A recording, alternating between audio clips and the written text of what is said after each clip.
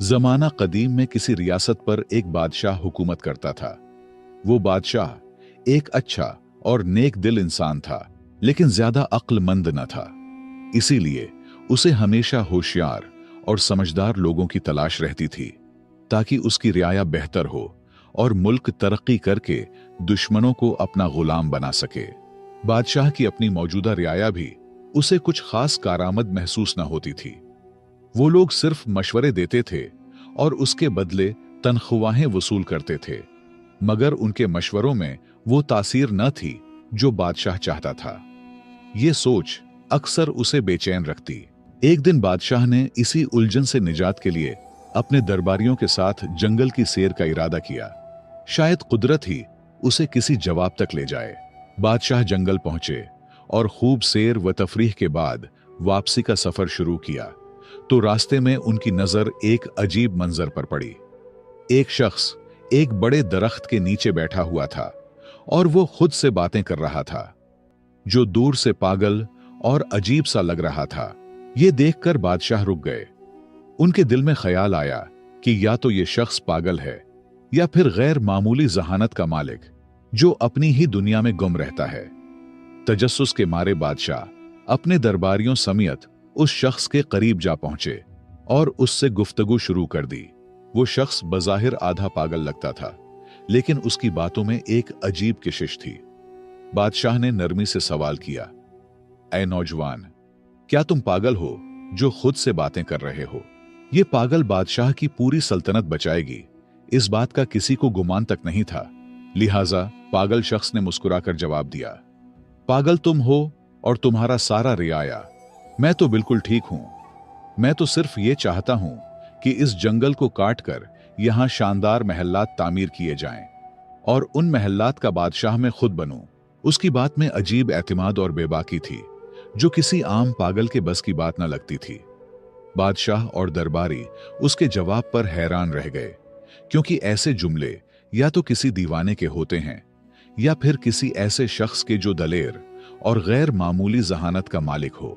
बादशाह कुछ देर तक खामोशी से उसे देखता रहा, फिर दरबारियों से उस शख्स के बारे में मशवरा किया, तो उनके अंदर छिपे लालच ने फौरन सर उठा लिया। वो आपस में चुपके चुपके बातें करने लगे। किसी के दिल में यह खदशा था कि अगर यह शख्स बादशाह का मुशीर खास बन गया तो हम उसके ताबे बन जाएंगे और हमारी अहमियत भी कम हो जाएगी। धीमे से एक दरबारी ने कहा, यह खतरा है, कहीं ऐसा ना हो कि ये हम सब पर हावी हो जाए। दूसरे ने जल्दी से बोला, नहीं, ये तो आधे से ज्यादा पागल है। होशियारी की तो इससे बिल्कुल उम्मीद न रखनी चाहिए। लिहाजा बादशाह को कहे कि उसे अपने साथ ले जाए।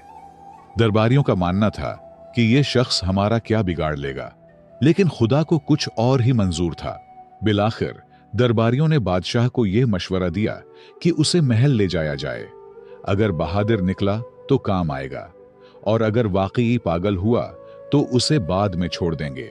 बादशाह ने दरबारियों की राय पर अमल करते हुए बिस्मिल्लाह कहा और कुछ दबाव डालकर उस शख्स को अपने साथ चलने पर आमादा कर लिया।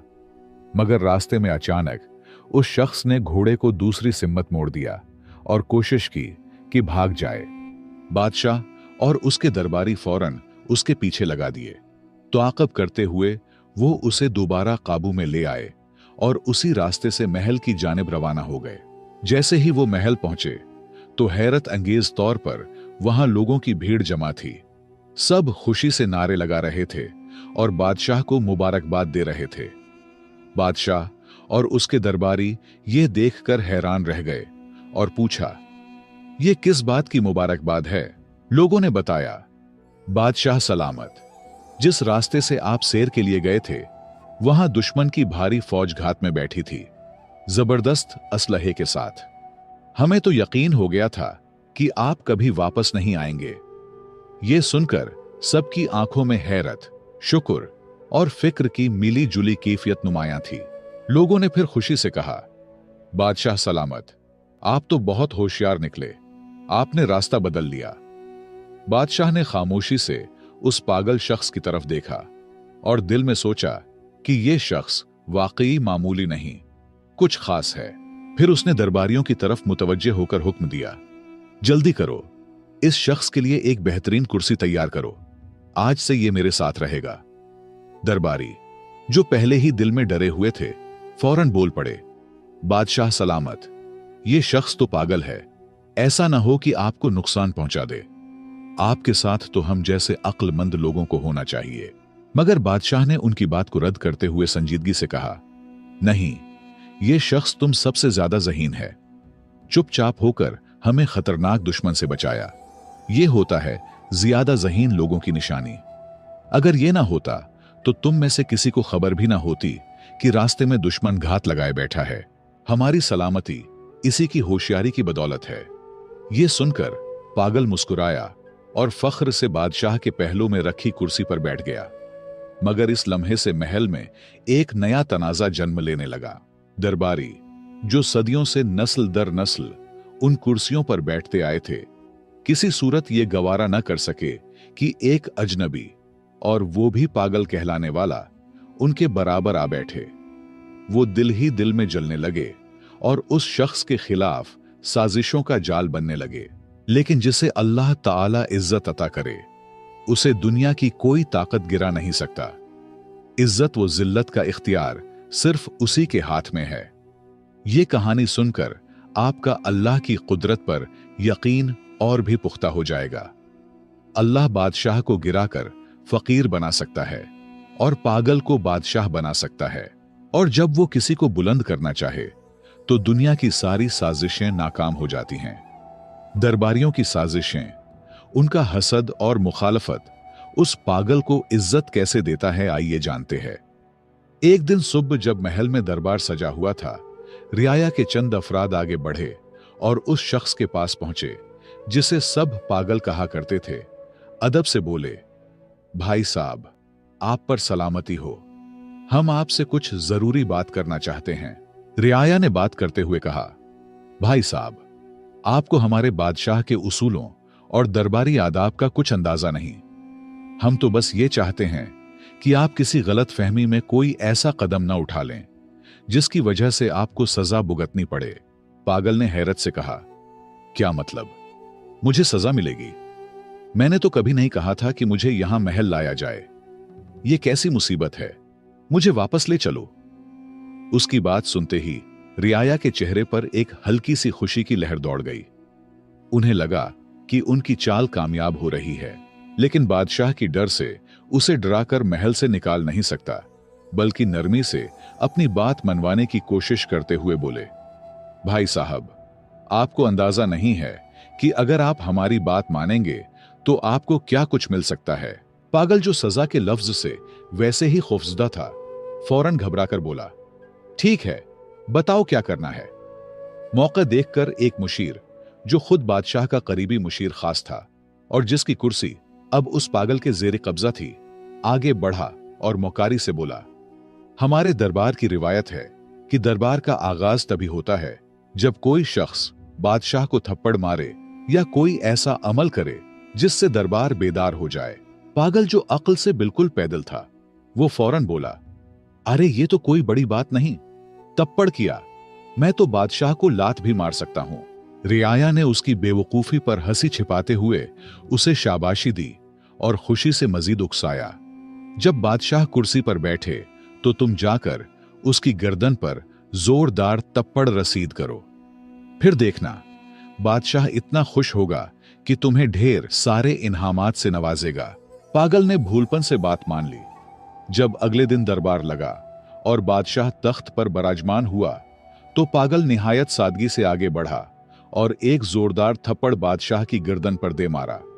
इस जोर से बादशाह का ताज दूर जा गिरा, लेकिन जैसे ही ताज जमीन से टकराया, उसके नीचे से एक खतरनाक बिच्छू निकल आया। बादशाह फौरन चौंक कर खड़ा हुआ और उसे यह समझते देर न लगी कि अगर वो ताज सर पर रख लेता तो बिच्छू उसे काट लेता। शुक्रगुजारी से भरे दिल के साथ बादशाह ने पागल को सीने से लगा लिया। बादशाह ने पागल को सीने से लगाते हुए खुशी से कहा, मेरे अजीजों, ये सिर्फ एक शख्स है जो मुझसे सच्ची मोहब्बत रखता है। अगर ये मुझे थप्पड़ न मारता तो आज शायद मेरा आखिरी दिन होता। बादशाह के हुक्म पर पागल के लिए एक शानदार दावत का एहतिमाम किया गया और साथ ही उसे एक खूबसूरत महल भी इनाम में दे दिया गया। रियाया, जो पहले ही उससे हसद में मुब्तला थे, अब और भी परेशान हो गए। उनके दिलों में खौफ बैठ गया कि अगर यूं ही सिलसिला चलता रहा तो ये पागल उन सब की कुर्सियों का वारिस बन जाएगा। चुनांचा वो आपस में सरगोशियां करने लगे, यार ये बंदा तो बहुत तेजी से ऊपर जा रहा है, कुछ करना पड़ेगा, वरना हमारी सब इज्जतें और रुतबे खत्म हो जाएंगे। दूसरी तरफ वो आधा पागल दिल ही दिल में सोच रहा था, ये रियाया तो वाकई बड़े सच्चे और हमदर्द लोग हैं। देखो कितना जबरदस्त मशवरा दिया था। खुशी खुशी उसने दिल में फैसला कर लिया कि अब से जो भी ये लोग कहेंगे वही मानूंगा। अगले दिन रियाया दोबारा मशवरा करके उस पागल के महल पहुंचे। वो सब अंदर से तप रहे थे, मगर जाहिरी चेहरों पर मुस्कुराहट सजाए बैठे थे। एक मुशीर ने नरमी से बात शुरू की, भाई साहब, कल की तरकीब कैसी लगी?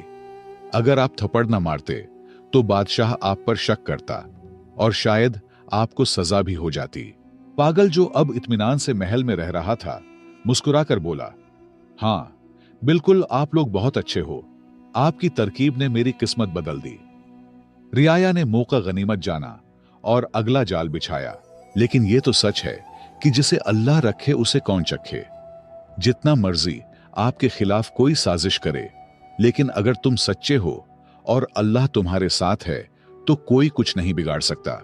रियाया ने पागल को मुखातब करते हुए कहा, अब एक और बात सुनो। सुबह जब दरबार लगे और बादशाह कुर्सी पर बैठने लगे तो तुम फौरन उसकी कुर्सी पीछे से खींच लेना। देखना, तुम्हें आधी बादशाहत मिलेगी।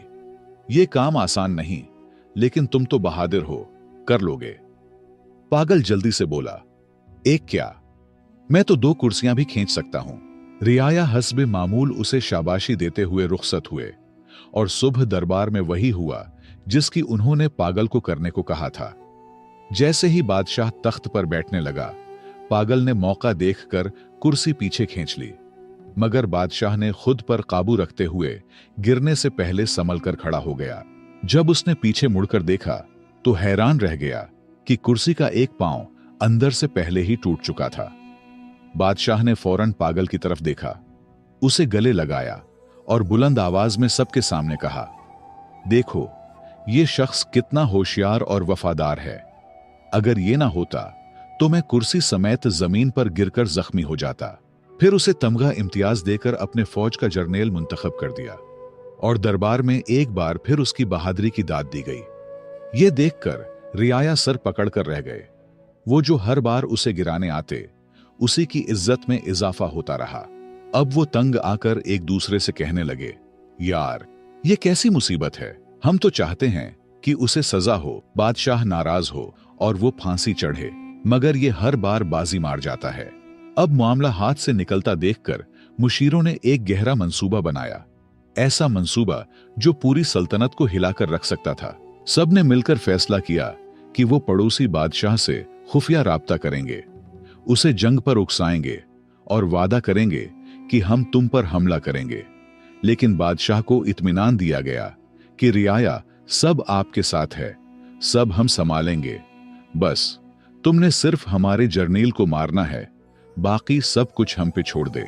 रियाया ने यह साजिशी खत भेजा और दूसरी बादशाहत की जांच पड़ताल के बाद वो राजी हो गया। अब रह गई सिर्फ एक बात, अपने बादशाह को जंग पर आमादा करना। चुनांचा रियाया ने अपने चंद आदमी जख्मी कर लिए और बादशाह के सामने आकर कहने लगे, बादशाह सलामत, हम कब तक सब्र करें? अगर कल आपको कुछ हो गया तो पूरी सल्तनत रोएगी। दुश्मन हमला आवर हो रहा है, हमें अभी फैसला करना होगा। मुख्तसर ये कि बादशाह ने जंग की ढूल बजा दी और अपने फौज को रियाया समेत जंग के लिए रवाना कर दिए। अब लश्कर का सिपा सालार पागल है, लेकिन सब मिलकर भी पागल का कुछ नहीं कर सकता, सिर्फ पुष्ट पीछे हंस रहे थे। जब वो दुश्मन मुल्क की सरहद पर पहुंचे तो वहां की फौज पूरी तैयारी के साथ मौजूद थी। दोनों जानिब की अफवाज जब जंगल में दाखिल हुए तो पागल ने हुक्म दिया, सब रुक जाओ, सबसे पहले मैं बादशाह से खुद लड़ूंगा। चूंकि वो कमांडर था, पूरी फौज रुक गई। पागल ने जोर से आवाज दी, ए बादशाह बाहर आ। दुश्मन बादशाह आया और दोनों जंगल के बीचों बीच आमने सामने खड़े हो गए। अचानक एक खूंखार शेर झाड़ियों से निकला और दुश्मन बादशाह पर हमला कर दिया। पागल, जो असल में सिर्फ तलवार चलाना चाहता था, दिल में कोई जाती दुश्मनी नहीं रखता था, फौरन आगे बढ़ा और शेर से लड़ने लगा। एक सख्त जंग के बाद उसने शेर को मार गिराया और बादशाह को जख्मी हालत में उठाकर लाया। दुश्मन बादशाह खून से लथपथ था, लेकिन जिंदा बच गया। अपनी फौज को देखकर इस बादशाह ने कहा, नहीं, लड़ाई नहीं होगी। मैं उस कमांडर को माफ करता हूं, उसने मेरी जान बचाई है। यह निहायत बहादुर और होशियार शख्स है। हम जंग नहीं चाहते। हां, जो रियाया उसके साथ आए थे उन्हें गिरफ्तार करके कैद में डाल दो। यह सुनकर पागल ने फौरन तलवार निकाली और गर्ज कर बोला, खबरदार, अगर किसी एक मुशीर को हाथ लगाया तो। बादशाह ने उसकी वफादारी देखकर दिल ही दिल में कहा, क्या कमाल का बंदा है, दुश्मनों को बचाता है और खुद को भूल जाता है। अब पागल का चर्चा पूरी रियासत में होने लगा। उसकी बहादुरी और सच्चाई ने सबके दिलों को जीत लिया। यहां तक कि बादशाह ने उसे अपनी बेटी के निकाह में दे दिया। रियाया, जो पहले ही अंदर से जले बैठे थे, ये मंजर देखकर चुप तो रहे, लेकिन हर कदम पर जिल्लत का बदला उनका मकसद बन गया। अब तो दोनों रियासतें एक बनने लगे। दोनों की दुश्मनी दोस्ती में बदल गई। लेकिन रियाया ने एक और नया जाल बनने का फैसला किया। एक दूसरे से कहने लगे, अगर इस पागल को हमने न रोका तो कल हम सब उसके गुलाम बन जाएंगे। उसे खत्म करना जरूरी है। सब ने एक जबान होकर हां कर दी। लेकिन उनमें एक बूढ़ा मुशीर भी था, तजर्बाकार और दिल का नर्म। उसने बड़ी कमाल की बात कर दी। वो उठा और निहायत संजीदगी से बोला, दोस्तों, मेरी बात गौर से सुनो। दुनिया में हर शख्स को अल्लाह ने एक खास मकाम, हैसियत और सिफत अता की है। और याद रखो, जिसे अल्लाह इज्जत देता है, दुनिया की कोई ताकत वो इज्जत छीन नहीं सकती। अगर तुमने उसे मार भी दिया तो याद रखो, उसकी इज्जत और भी बढ़ जाएगी। और अगर तुम ये समझ रहे हो कि उसके मरने से तुम्हें तुम्हारी खोई हुई कुर्सी वापस मिल जाएगी, तो तुम धोखे में हो। एक दिन सच सामने आ जाएगा और तुम सब अपने अंजाम को पहुंचोगे। लिहाजा अल्लाह की रजा पर रजा हो जाओ, इसी में हमारे लिए बेहतरी है। उसने सांस लिया और फिर नरमी से कहा, तुम सब सिर्फ एक बात समझ लो, वो बज़ाहिर पागल है, लेकिन अल्लाह ने उसे एक नायाब सिफत अता की है, किस्मत। अगर पूरी रियासत भी उसके खिलाफ हो जाए तो वो अकेला ही जीत जाएगा। लिहाजा उससे उलझने के बजाय खुद सच्चाई इख्तियार करो। सारे रियाया ने अपने हसद पर तौबा किया और कुछ वक्त बाद पागल वफात हुआ और रियाया फिर से अपने रुतबों पर फायज हुए। तो दोस्तों, ये कहानी बज़ाहिर एक फनी कहानी लगती है, लेकिन इसमें एक हकीकी सच छुपा है जैसे हमें तस्लीम करना होगा, और वो है सच्चाई, किस्मत और अल्लाह का करम। हमें भी कभी किसी से हसद नहीं करना चाहिए, क्योंकि अगर कोई किसी ओहदे या रुतबे पर फायज है और कामयाब हुआ है तो वो उनकी मेहनत का सिला हो सकता है, उसकी अच्छी किस्मत हो सकती है, या उसमें ऐसे सिफात हो सकते हैं जिसकी वजह से अल्लाह ने उसे वो इज्जत दी है। कोशिश करे वो सिफात अपनाए, मेहनत करे, सच्चाई इख्तियार करे, शायद वही इज्जत तुम्हें भी मिले। लेकिन हसद न करे। तारीख इस बात का गवाह है, मुनाफिक लोग और हसद करने वाले कभी कामयाब नहीं होते। हमेशा मैदान सच्चे लोगों का ही होता है।